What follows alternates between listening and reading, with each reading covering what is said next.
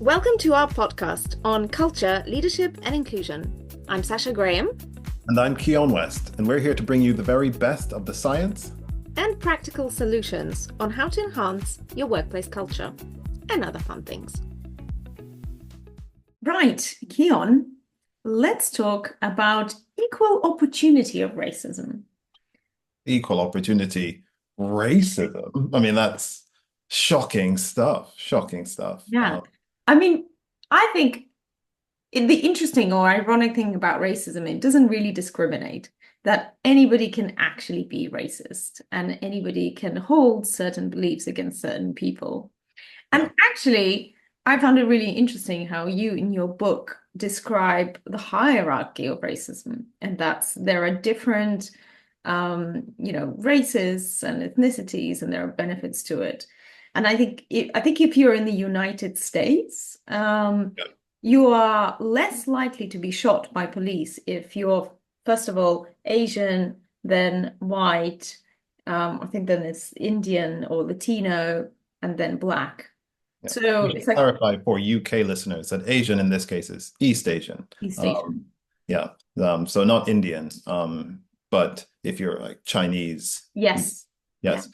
And that was a particular study that put police officers in a simulator where they had to shoot people if they had guns and not shoot them if they didn't have guns, like a video game. And sometimes they'd have guns, sometimes they wouldn't. So you could make mistakes either way. And sometimes they were white, sometimes they were Black, sometimes they were East Asian, sometimes they were Latino, that kind of thing.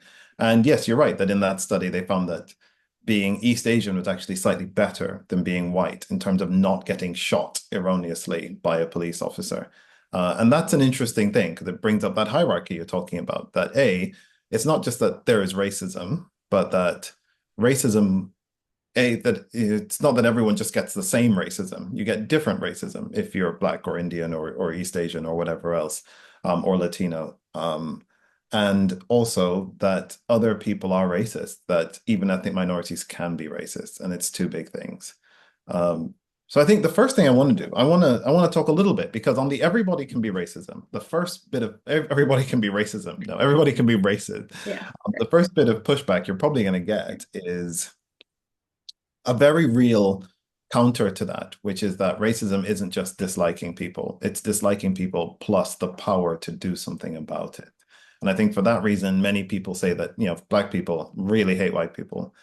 They still don't count it as racism. And, one of the biggest thinkers when I was about 20, Professor Beverly Daniel Tatum, who wrote the book, Why Are All the Black Kids Sitting Together in the Cafeteria, really clear on this. She points out white people have a load of power, that if you count like how many, however big the proportion of white people are in your country, if there's white people, let's say they make up like 85% of the UK. Forgive me if I'm not getting the exact numbers right, but if they're 85% of the UK, then there's 90% of the MPs, and they're 95% of the millionaires, and whatever else. You count positions of power, white people are overrepresented.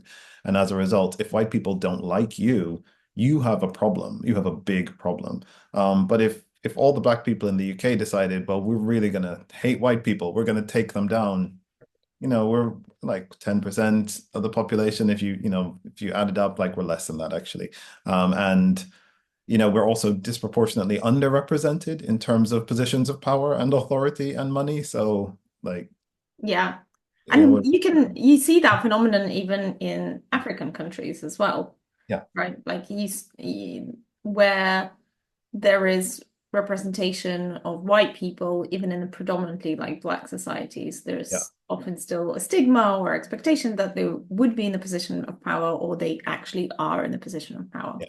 Like if you go to South Africa, where there's way more Black people, but white people have way more money on average, and so it's not even. And I think, of course, obviously the other one is men and women who are about equally born. I know that, slightly more boys are born every year than girls, and then slightly more boys die at almost every age. So by the end, you get more women than men. But generally, it's 50-50. But it's not 50-50 in Parliament. It's not 50-50 in the American government, in the Senate or the House or the presidency. It's not 50-50 in terms of millionaires or billionaires. Women are about 50% of the population, but woefully underrepresented in all the positions of power. And for that reason, when men really hate women, like that's a problem. It's a big problem. And if women really hate men, yeah, it's a problem, but it's not the same kind of problem. It's a different kind of problem. And I think we have to acknowledge it's that power dynamic that's so important. And for that reason, people say that no, not everybody can be racist because, you have to have that power. And so if you're not a white person in a white supremacist situation, then you can't be racist. That's what some people say. Yes. The way I think the way I think it is about in the way that whilst anyone can be racist, the impact of your racism or your sexism, that's the difference, right? Like it is so different in terms of like you've just described. If you're not in a position of power, but you have kind of racist views and values, they're not going to have the same impact on people in the society compared to if you have the power. And that's the challenge, right? Because most of the white people globally have more power. That's why we often talk about, white supremacy. White people are kind of positioned at at the heart of the conversation around racism. Yeah. I think that's fair. And I'm not one of those people who's a huge stickler for words as long as people understand the meaning. So, if they say, well, you can't be racist if you're not white. I think as long as you explain what you mean by that, it's not that you can't like hate white people. Of course, non-white people can hate white people, but it's just not the same. That it's not exactly the same. And I think that's important.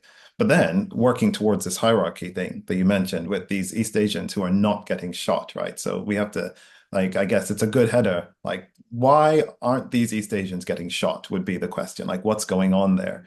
And who isn't shooting them is the question. And I think not that we want to shoot. No, we don't. We don't want to shoot just to clarify, that's like the not the ideal narrative. number, 0. Yeah, of course.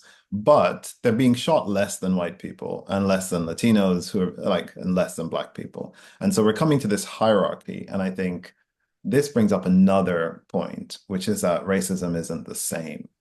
And I think we kind of instinctively all know this on some level, that just because you might have racist beliefs doesn't mean they're equally racist beliefs against everybody. Like some people really like Chinese people, but really hate Indians, or really like Indians, but hate Black people, or really like Black people, but hate Muslims. And I know that Muslim isn't a race, but generally it's treated like a race in a lot of the research, because in many ways the discrimination functions in a similar way. And so that's true. And not only are people able to do this differently, but there are reliable patterns in how they do it. So when it comes to applying for a job, it's best to be white. White people get the best callback rates for exactly the same CVs. White people do great. And then after that, you probably get a certain group of East Asian countries. And then after that, you get a certain group of South Asian countries. And depending on where you conduct the study, the Latino, Hispanic countries. And then you get kind of Black people names, Black people origins. And even within that, it breaks down. So you get like Black Caribbean name, slightly better than Black African name. But you get this hierarchy of racism, which kind of most of the time goes, white, East Asian, South Asian, Latino, Black. That's kind of what you get most of the time. Yeah. And the reason why we have that hierarchy is strongly connected to the stereotypes that we hold against certain groups of people.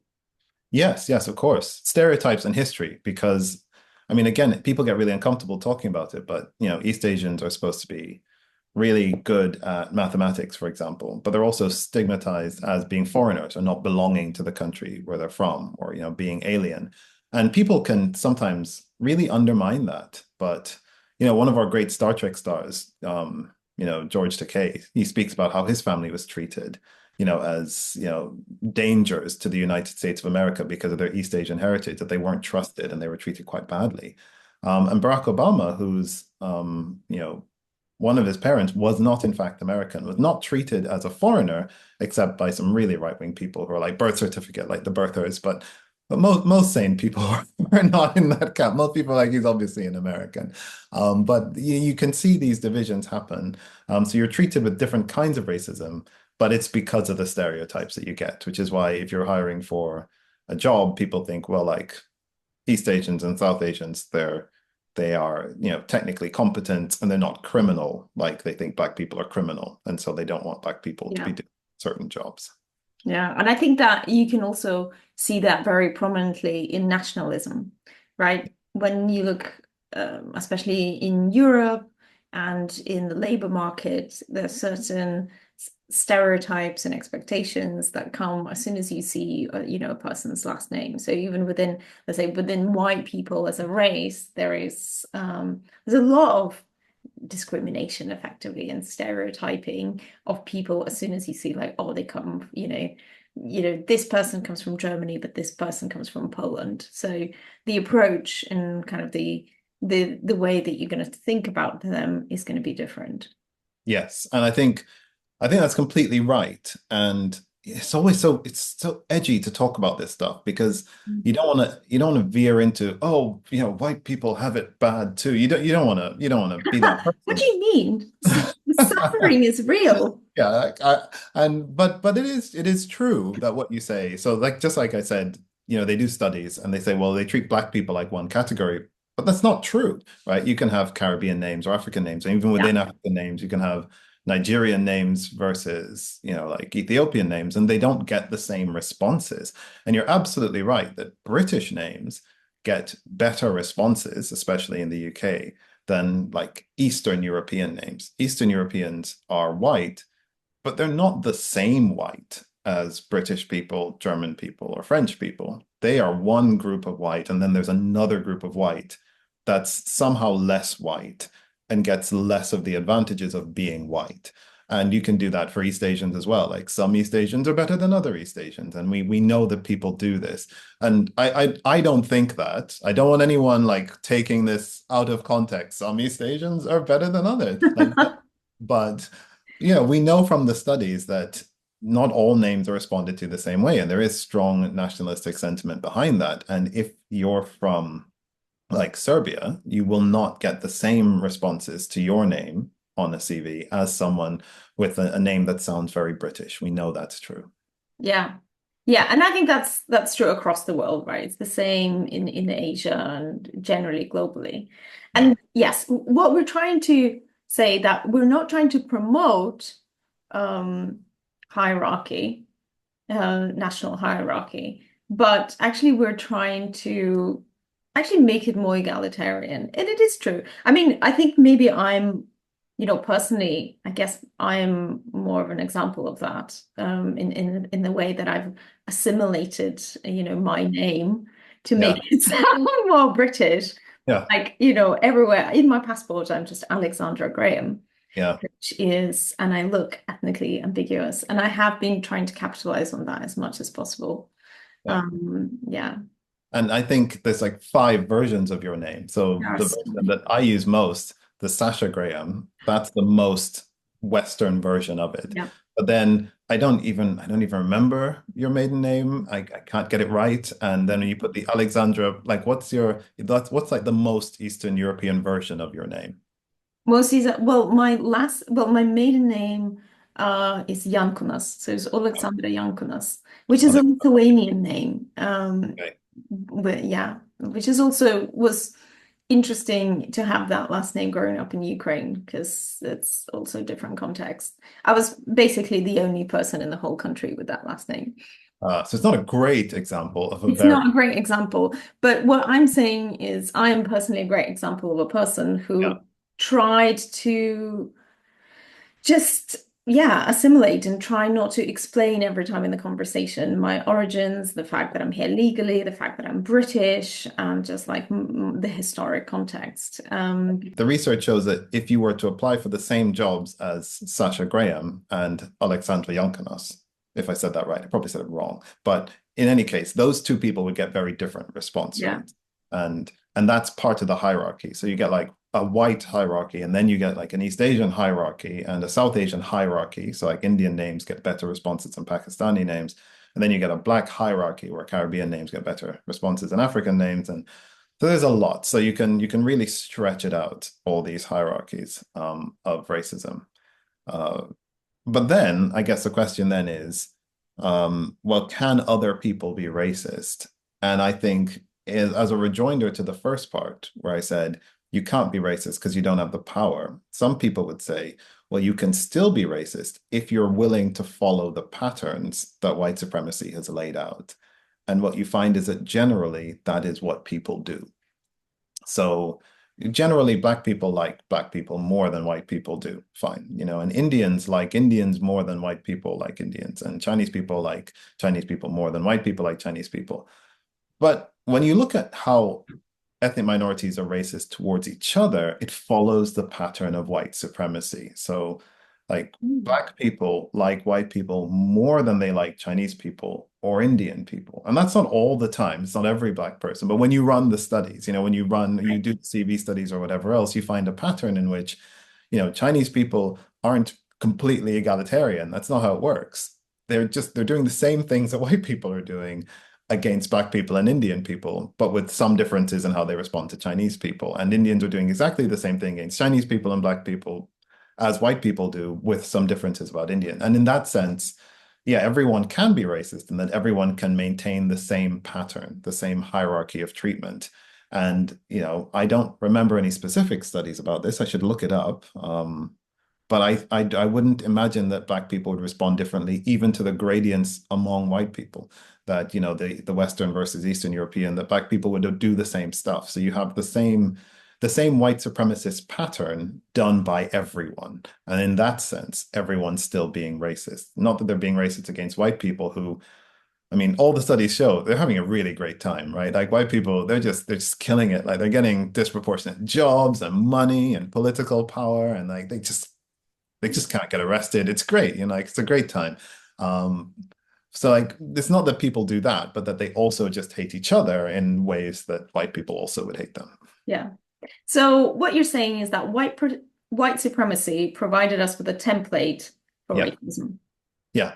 And that everyone kind of ran with that, and everyone's and that's not fair. I thought that everyone, there was an awful lot of colonialism and history involved, and the history affects who people dislike. So for example, in a lot of research shows that in the UK, the groups that are treated, like some of the worst treated groups are Black Caribbeans, of which I am one. So it's not great. Like I'm not a huge fan of it, but I noticed that when I lived in France, things were distinctly better for me than for North African Muslims, for example. And that's their history of colonialism. And the studies bear that out as well, that, it's who you colonize and who you treat badly, and, who you have beef with in history.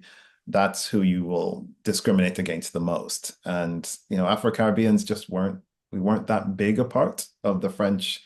I mean, not that we were absent, but the big French colonialist aggressive movement was against the North African Muslims, and therefore they maintained that spot as the people who are most disliked.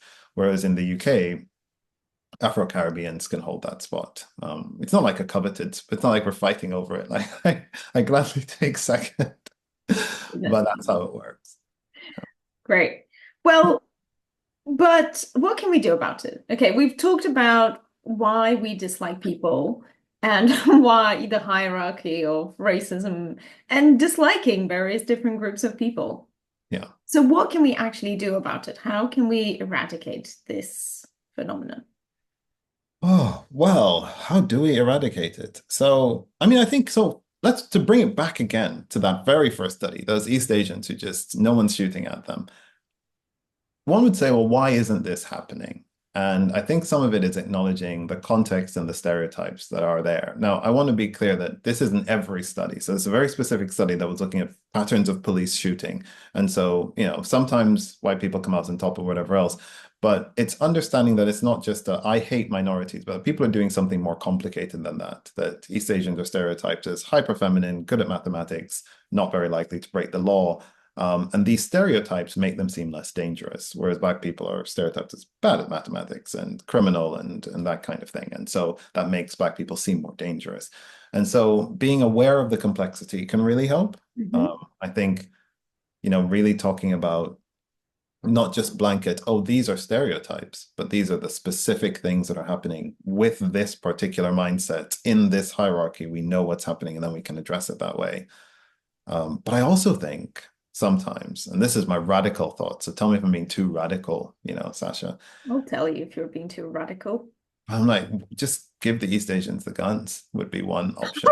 That's Okay, I think you're being too radical. well, Sorry, this has gone to that kind of like wasn't the level of direction you thought. Hunger Like, Games. whoa, Just no. give them, we're going to send weapons to the Okay. East Okay, Asians to so what do I protect mean by themselves. that? What I mean by that? What I mean is that we spend so much time, right? All of our time, like so much of it in the DEI space. And I'm not talking about us as a company. As a company, obviously, we approach things differently, but it's so many discussions are like, how can we get white people to like us more? Or if it's about gender, how can we get men to like us more? And I look at that study where it's like, okay, well, if the police have the guns and then like it's the Asian, East Asian, then white, then Latino, then black. And I'm like, hang on a second. No one addressed the first question. Like, why do the police have all the guns? And take away their guns. Give the guns to the ethnic minorities. See who gets shot then. And like that's a radical. I can see you squinting, but my point is one about, right? Like we can't always talk in terms of making powerful people who have the choice on a whim to kill us like us more. Like that's a bad strategy. Okay, Yeah. so first of all, I think let's just be very clear, it's a metaphor. Okay, yes, but that's And nobody should have guns. yes, or maybe Or taking some away people should have. guns. But why don't we like when if we take away guns from the police and nobody has guns? Nobody has guns. Or maybe And maybe very small numbers of maybe the army has. We're not sure who should have guns. We're not advocating specific gun policy. I yes, think we're clear on that. that's important Yeah. to clarify. This Yeah. is not at all about gun policy. Yeah. I think what we're trying to say is it's about, again, leveling out the playing field Yeah. and providing more equal opportunities for everyone, Yeah. right? And making sure that basically the minority groups, again, have a bit of a bump in order to be able to be on par with people who are in power, which is most of the time white men. Yeah. So it's a redistribution of the power. So the guns were a metaphor for power. Yeah, that's where it was. So you can't rely on always hoping white people like you or always hoping that men like you. So the problem we say, so taking back to the example of women, 50%. So women are 50% of the population, devastatingly small numbers of business owners, millionaires, billionaires, politicians, all that stuff. And the problem there isn't that men don't like women enough, but that women don't have enough power. And if we could figure out a way, like maybe we give the women the guns, like just give no, okay, Again, no, it's a metaphor. It's Let's a not metaphor. just literally we Women don't should need not to have give women guns. guns. Some women should have guns. We're not sure which women should have guns. Potentially, some of them should have guns. Let's just go with power. So With power. let's give women more power. And this is why we still need all of these initiatives, right? Yeah. Because we're kind of advocating for all of these underrepresented groups. And the reason why we're still advocating is because they don't have enough power. Again, there is kind of unequal distribution of power. And that's what we really want to equalize. Yeah. I think from my perspective, my radical idea, which now in the context of this conversation is not radical at all, is I think with globalization and technology and the fact that we're so much more connected as a global society, there is an opportunity of creating that equality, right? Because like we come from a certain ideology and right, we believe that women should have equal power and other ethnic minorities should have equal power. But let's be honest, if we look at so many different countries, that is still not the case, right? People very explicitly believe that women should not have power, and that there is a hierarchy of racism, and that's how things just are, and that is the status quo, and things should not be challenged.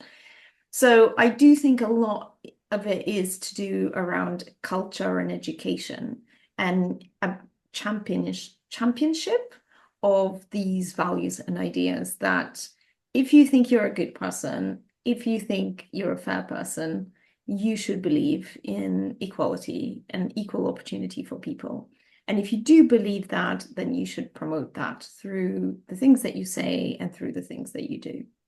Yeah, I could see that. And I could see that, if we're talking about people who are on the world stage, that, for example, Margaret Thatcher, who, I'm not a fan of, I don't think you're a fan of either, but wherever you lived, she affected the way you thought about women and power, that it would be impossible to be a person in the world during her reign and to think women can't have power, they can't have political power, because obviously they can be elected and re-elected, and this matters.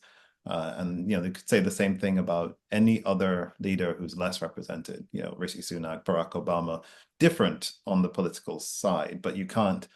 You can. There were definitely international news outlets who published really rude things, like pictures of him with like a monkey face or whatever else, like clearly really racist stuff. But it affects it. Like you can't live in China and have the same anti-Black racism if your leader has to interact with Barack Obama. It's not the same. So I can see that there's an internationalization effect that evens people out. Still kind of thinking about giving people those guns, though. I sometimes do think the metaphorical ones. Metaphorical guns. Metaphorical ones. Yeah. Okay. So the conclusion is less guns. Fewer guns. More. But more equally distributed guns. No. No. No. Fewer guns. More equally distributed opportunities for and people. Power. More equally power. distributed Yeah. power. The conclusion is more power for everyone. Fewer equally guns. Distributed power. Yeah. And potentially fewer guns. Yeah. No, we don't. And we don't worry about the guns. Just more equally distributed power. That's it. Excellent. I think I can stand behind that. Great. Thank you for listening. We would love to hear from you. So do get in touch on social media channels or email us directly. Yes, get in touch. We'd love to hear what you think, and we'd love you to suggest topics that you'd find interesting. See you next week.